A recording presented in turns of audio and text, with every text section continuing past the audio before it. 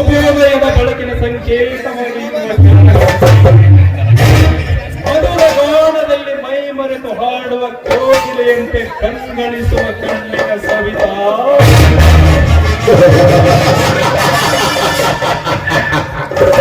ನೀನು ಈ ಕಿರಾತಕನ ಕಣ್ಣಿನಿಂದ ತಪ್ಪಿಸಿಕೊಳ್ಳಲು ಸಾಧ್ಯವೇ ಇಲ್ಲ.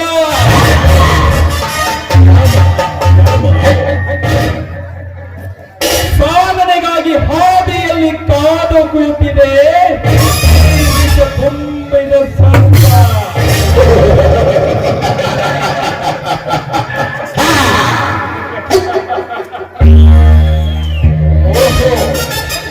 ನಾನು ಬಯಸಿದ ಹಕ್ಕಿ ಈ ಕಡೆಗೆ ಬರುತ್ತಿದೆಯಲ್ಲ, ಬರಲಿ ಬರಲಿ.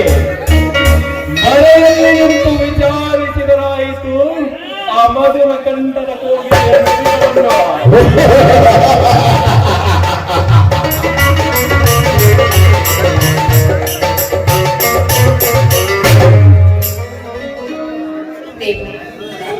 ಈಗ ನಮ್ಮಂತಹ ಬಡ ತಾಯಿಗಳಿಂದ ನಂಬಿದ್ರು ಹಾಗೂ ನೀನೇನ್ ಮಾಡಿ ನಮಗೆ ಹಗಲು ರಾತ್ರಿಯಿಂದ ಫಲ ಪುಷ್ಪಗಳಿಂದ ನೈವೇದ್ಯ ಮಾಡಿ ದಿನನಿತ್ಯ ನಿನ್ನ ಧ್ಯಾನವನ್ನ ಮಾಡಿದ್ರೆ ನಮ್ಮಂತಹ ಬಡವರಿಗೆ ಕೊಟ್ಟ ಬಹುಮಾನ ಏನು? ಆ ಶ್ರೀಮಂತರ ಮನೆಯಲ್ಲಿ ನಮ್ಮಂತವರಿಗೆ ಅವಮಾನವೇನು?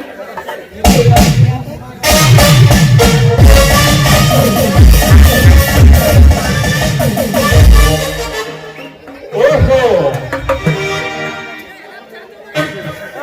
ಸವಿತಾ, ನೀನು ನೆನೆಸುವ ಆ ನಿನ್ನ ದೇವರು ನಮ್ಮಂತ ಶ್ರೀಮಂತ ಧನರಾಜನ ಮನೆ ಬಾಗಿಲಿನಲ್ಲಿ ಗುಲಾಮನಾಗಿ ಬಿದ್ದಿರುವಾಗ ನಿನಗೆ ಹೇಗೆ ರಕ್ಷಣೆ ಕೊಡಬೇಕು ಆ ಕಲ್ಲು ದೇವರು? ಕತ್ತೆಗೆ ಮತ್ತು ಕಸ್ತೂರಿಯ ವಾಸನೆ ಇನ್ನಂತಹ ಗುಲಾಮ ದೇವರಿಗೆ ಕೈ ಮುಗಿಯವಳಲ್ಲ ಈ ಸವಿತಾ.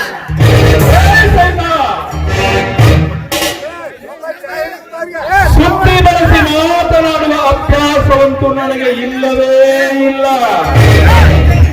ಮಾಗಿದ ಹಣ್ಣಿಗೆ ಕೈ ಹಾಕುವುದೇ ಈ ಧನರಾಜನ ಹುಟ್ಟು ಗುಣ. ನೋಡು, ನಾನು ಹಸಿದು ಬಂದ ದುಂಬಿ. ಈ ದುಂಬಿಗೆ ಪ್ರೇಮರಸ ನೀಡಿ ನನ್ನ ಮನಕ್ಕೆ ಸಿರಿತರಿದ ರಾಣಿಯಾಗಿ ಬಾಳು.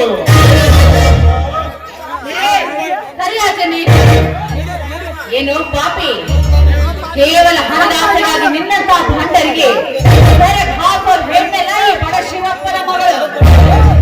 ಮರ್ಯಾದೆ ಹೋದ್ರೆ ಸರಿ, ಹೆಣ್ಣಾದ ನಾನು ನಿನ್ನ ಪಾಲಿನ ಮಾರಿ ಆಗ್ಬೇಕಾಗುತ್ತೆ. ಎಚ್ಚರ ಇರಲಿ.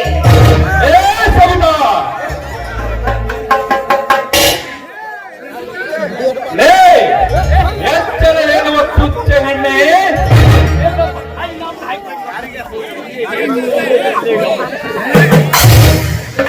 ಎಚ್ಚರ ಹೇಳುವ ತುಚ್ಚ ಹೆಣ್ಣೆ, ನೀನಾಗಿ ನನಗೆ ಒಲಿದು ಬಂದರೆ ಸರಿ, ಬದುಕು ಬಂಗಾರವಾಗುವುದು.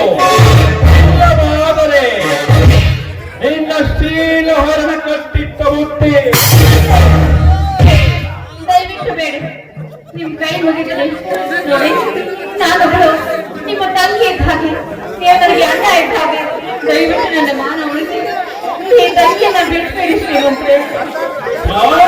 ಕಣ್ಣೆ,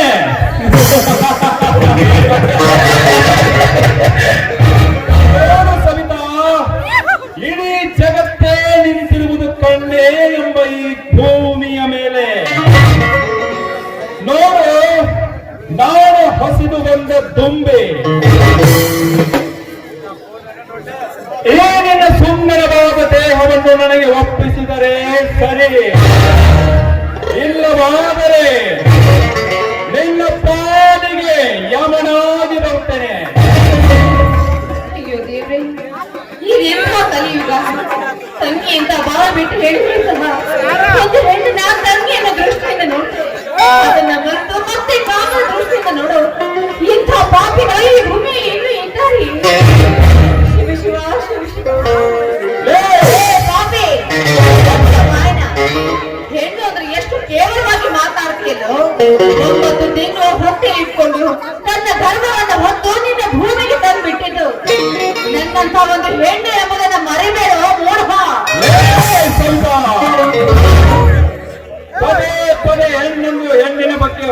ಕೇಳಬೇಡ. ಹೆಣ್ಣು ಪೂಜಿಸುವ ಸ್ಥಾನವನ್ನು ಅದೆಂದೋ ಕಳೆದುಕೊಂಡು ಹೋಗಿದೆ. ನೋಡು, ಅದು ನಿನ್ನ ಮೂಢನಂಬಿಕೆ. ಆ ನಿನ್ನ ಮೂಢನಂಬಿಕೆಯಿಂದ ಈ ಜಗತ್ತು ಕೆಟ್ಟು ಕಾಮದ ತೊಟ್ಟಿಲಿನಲ್ಲಿ ತೂಗಾಡುತ್ತಿದೆ ಸವಿತಾ.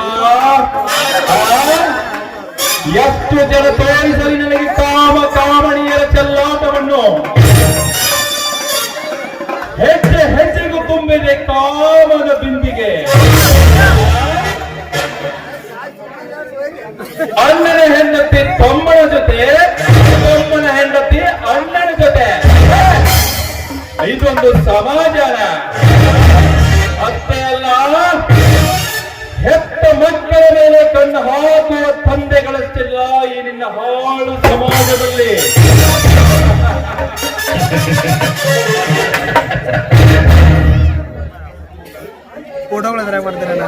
ನೋಡು, ಇಂಥವರಲ್ಲಿ ನೀನ್ಯಾರೋ ನಾನ್ಯಾರೋ ಸುಮ್ಮನೆ ಬರೆದು ಬಂದರೆ ಸರಿ.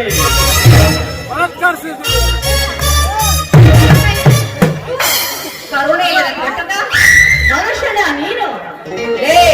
ನಿನಗೆ ಅಷ್ಟೊಂದು ಕಾಮದಾಹ ಹೆಚ್ಚಾಗಿದ್ರೆ ನನ್ನ ಹಾಗೆ ನಿನ್ನ ಮನೆಗೆ ಅಕ್ಕ ತಂಗಿರಿಗೆ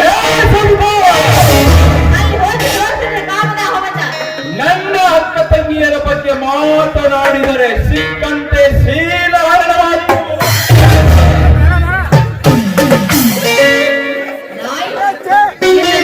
ಗಂಡ ಗಂಡಸರಿಗೆ ಹಾಕಕ್ಕೆ ಬೀದಿ ಸೂಳೆ ಅಂದುಕೊಂಡ್ರೇನೋ ಬಂದ ನನ್ನ ಮಗನೇ.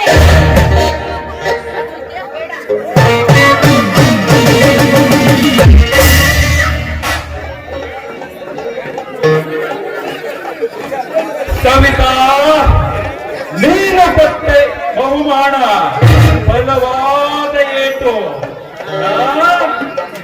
ಈ ಏಟಿಗೆ ಹೊಟ್ಟೆ ಉರಿಯುತ್ತಿದೆ ನನ್ನ ಪ್ರೇಮಾಗ್ನಿ ಜ್ವಾಲೆಯಾಗಿ. ಈ ಜ್ವಾಲೆ ನೊಂದಬೇಕಾದರೆ ನಿನ್ನೆಲ್ಲ ಶಿವಕಂತ ಶೀಲ ಹರಣ ಮಾಡಿದಾಗಲೇ ನಿನ್ನ ಮನಸ್ಸಿಗೆ ಶಾಂತಿ.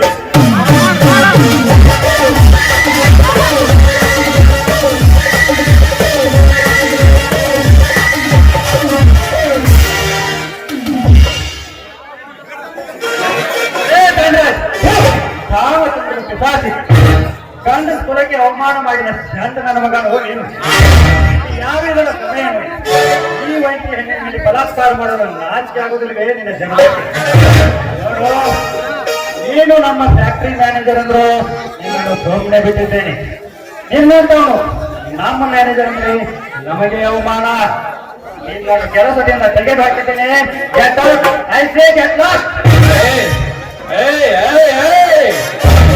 ಮಂಡ್ಯ ಗೌಡನ, ಆಂಧ್ರ ರೆಡ್ಡಿನ, ಮುಂಬೈ ಸಾಹೇಬನ, ಇಲ್ಲ ಮಂಗಳೂರು ಪಟ್ನ. ಜಗದೀಶ್, ಇದು ನನ್ನ ಸ್ವಂತ ವಿಷಯ. ನನ್ನ ಸ್ವಂತ ವಿಷಯಕ್ಕೆ ತಲೆ ಹಾಕಬೇಡ. ಹೊರಟು ಹೋಗು. ನೀನು ನಮ್ಮ ಫ್ಯಾಕ್ಟರಿ ಮಾಲೀಕನ ಮಗ ಎನ್ನುವ ಒಂದೇ ಒಂದು ಕಾರಣಕ್ಕೆ ಬಿಟ್ಟಿದ್ದೇನೆ. ಹೊರಟು ಹೋಗು. ಇದು ನನ್ನ ಸ್ವಂತ ವಿಷಯ.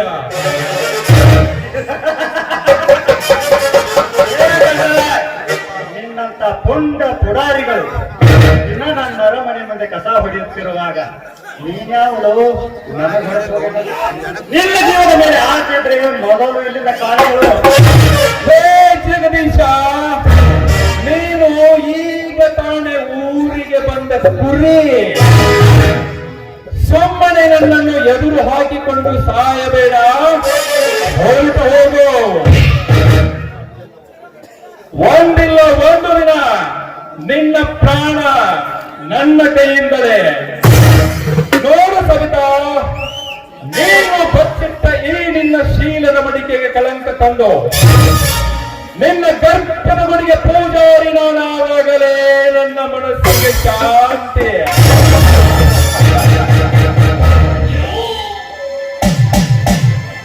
ಜಗದೀಶ್, ಅದು ನನ್ನ ಬೇಟೆ.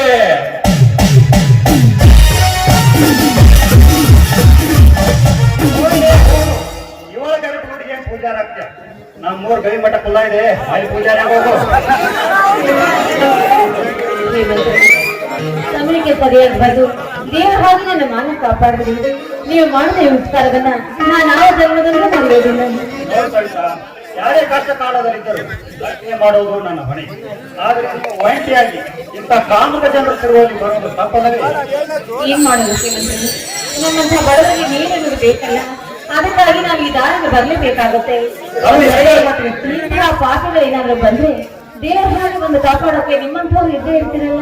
ಅದು ಎಷ್ಟರ ಮಟ್ಟಿಗೆ ಸರಿ ಸವಿತಾ, ಹಣೆ ಮರಕ್ಕೆ ಹೊಣೆ ಯಾರಂತೆ ನಮ್ಮ ರಕ್ಷಣೆಯನ್ನು ನಾವೇ ಮಾಡಿಕೊಳ್ಳೋದು ಒಳ್ಳೆಯದಲ್ಲವೇ? ಏನ್ ಹೇಳ್ತಾ ಇದ್ದೀರಾ ನೀವು? ನೀವು ಹೇಳುವ ಮಾತಿನಿಂದ ಅರ್ಥ ಆಗ್ತಾ ಇಲ್ವಲ್ಲ. ವಾಸ್ತವವೇನಿದೆ ಸವಿತಾ, ದೇವರು ನನಗೆ ಸಾಕಷ್ಟು ಆಸ್ತಿ ಐಶ್ವರ್ಯ ಕೊಟ್ಟಿದ್ದಾನೆ. ಆದರೆ ನೆಮ್ಮದಿ ಅನ್ನೋದಿಲ್ಲ ನೋಡು. ಎಷ್ಟು ನನ್ನ ತಂದೆ ಕೈ ಕೆಳಗೆ ಕೆಲಸ ಮಾಡುವಂತ ರಾಕ್ಷಸರು. ಇದನ್ನೆಲ್ಲ ನೋಡಿದ್ರೆ ನನಗೆ ತುಂಬಾ ಬೇಸರವಾಗ್ತಾ ಇದೆ. ದಯವಿಟ್ಟು ನೀವು ಹಾಗೆಲ್ಲ ಅನ್ಬಾರ್ದು. ನಿಮಗೇನು ಆಗಂದ್ರೆ ನಾನು ನಿಮ್ಮನ್ನು ಮಾತು ಕೇಳಬೇಕಂತ ಮಾಡಿದ್ದೆ, ಆದ್ರೆ ಧೈರ್ಯನೇ ಬರ್ತಾನೆ ನೋಡು. ನಾಳೆ ನಿಮ್ಮ ಮನೆಗೆ ಬಂದು ನಿಮ್ಮ ತಂದೆ ಮಾಡುವ ಅಣ್ಣನ ಜೊತೆ ನಾನೇ ಮಾತನಾಡ್ತೇನೆ. ಅಯ್ಯೋ, ಅದಕ್ಕೇನಂತೆ? ಯಾಕೆ ನನ್ನ ಹತ್ರನೇ ಹೇಳ್ಬೋದಲ್ಲ, ಹೇಳಿ ಅದೇನು ಅಂತ.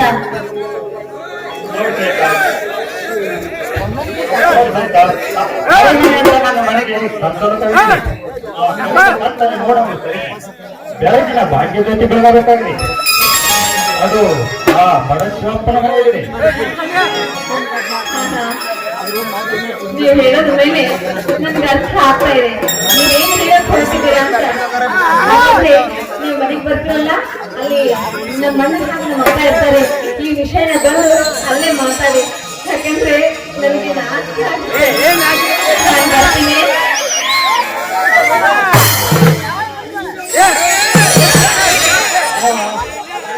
ನೋಡಿಕೊಳ್ಳಿ ನನ್ನ ಬಾಳಿಗೆ ಬೆಳಕು ನೀಡುವ ಭಾಗ್ಯ ದೇವತೆ ದೊಡ್ಡದಾಗಿದೆ.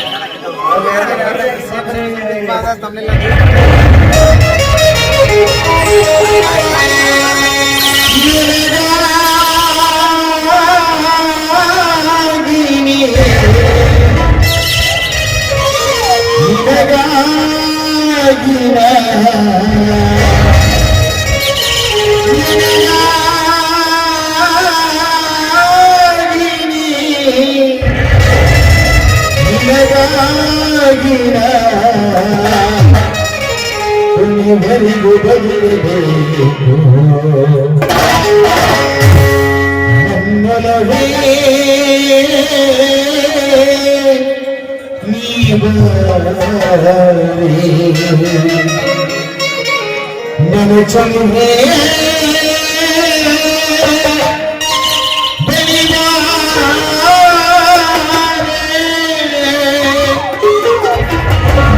ಬಂದು ಸಿಹಿ ಮತ್ತು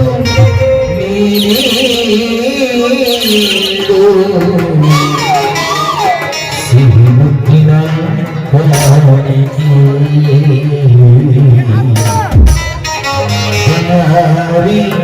ನನ್ನ ಸರಿ ಹೋಗಿ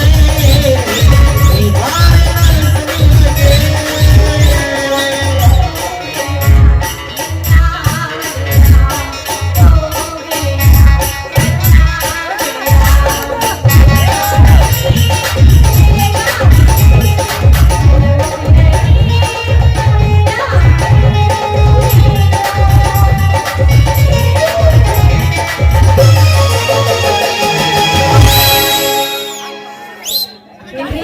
ಹೇಳು ಚಿನ್ನ ಏನಂದ್ರೆ ಹೇಳು ಚಿನ್ನ ಏನೋ ಬೇಕನ್ನಲ್ಲ? ಒಂದೇ ಒಂದು ಏನಿದು? ಒಂದೇ ಒಂದು ಏನ್ರಿ? ಒಂದೇ ಒಂದು ಸಿಹಿ ಮುತ್ತು ಅಯ್ಯೋ, ನಾಚಿಕೆ ಆಗುತ್ತದೆ. ಸಿಹಿ ಮುತ್ತಿನ